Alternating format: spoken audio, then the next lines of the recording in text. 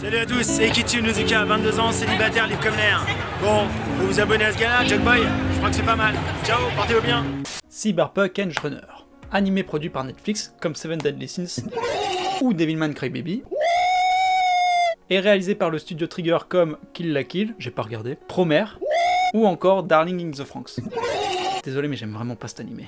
Salut, c'est Jugboy, j'espère que tu vas bien, et aujourd'hui je vais te partager mon ressenti sur l'animé Cyberpunk Edge Runner. Étant fan du jeu, j'étais obligé de me jeter dessus dès sa sortie, c'est faux, j'ai jamais joué au jeu, et l'animé il est sorti l'année dernière. Faut savoir que je m'attendais à quelque chose de grandiose. Après tout, Cyberpunk était souvent décrit comme étant le meilleur animé de Netflix. Les gens qui disent ça n'ont clairement pas vu Devilman Crybaby.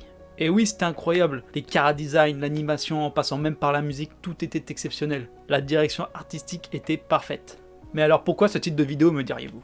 Parce que Cyberpunk m'a déçu. Enfin non, Cyberpunk est un animé génial. Mais c'est sa fin qui m'a déçu. Non pas qu'elle soit nulle, loin de là, je la trouve excellente. C'est juste qu'on me l'a vendu comme étant une fin super triste. Et encore une fois, ils n'ont pas vu Devilman. Et il est là le problème, on m'en a tellement parlé comme étant une fin super triste que je m'attendais à pleurer. C'était mes attentes pour l'animé. Mais j'ai juste eu à peine les yeux mouillés, même pas de quoi verser une larme. Et pourtant c'est pas si difficile que ça de me faire pleurer pour un animé, même si j'y suis préparé. La mort du Merry dans One Piece me fait toujours pleurer, alors que je l'ai vu je ne sais combien de fois. Peut-être que ça ne m'a pas plus attristé que ça, parce que je m'attendais beaucoup trop à être touché par cette fin qui a été qualifiée de super triste. Alors oui, elle l'est, mais pas autant que j'espérais.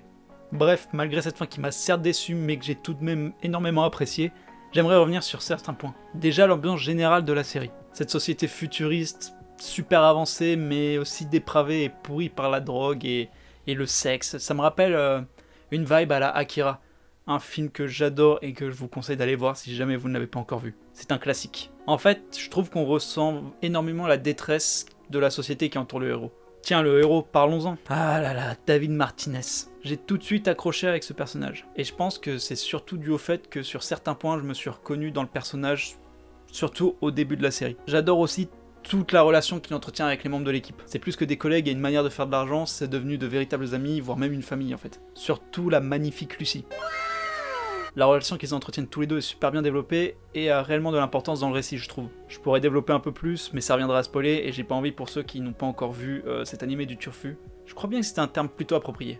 Sur ce, j'espère que cette vidéo t'aura plu, t'aura incité à aller voir Cyberpunk Edge Runner si jamais ce n'est pas encore fait. Je t'invite également à t'abonner, activer la cloche, à pourquoi pas lâcher un like, pourquoi pas lâcher un commentaire, pourquoi pas partager. Je t'invite également à me suivre sur Instagram parce que ça fait toujours plaisir et je te dis à la prochaine. Allez, bye.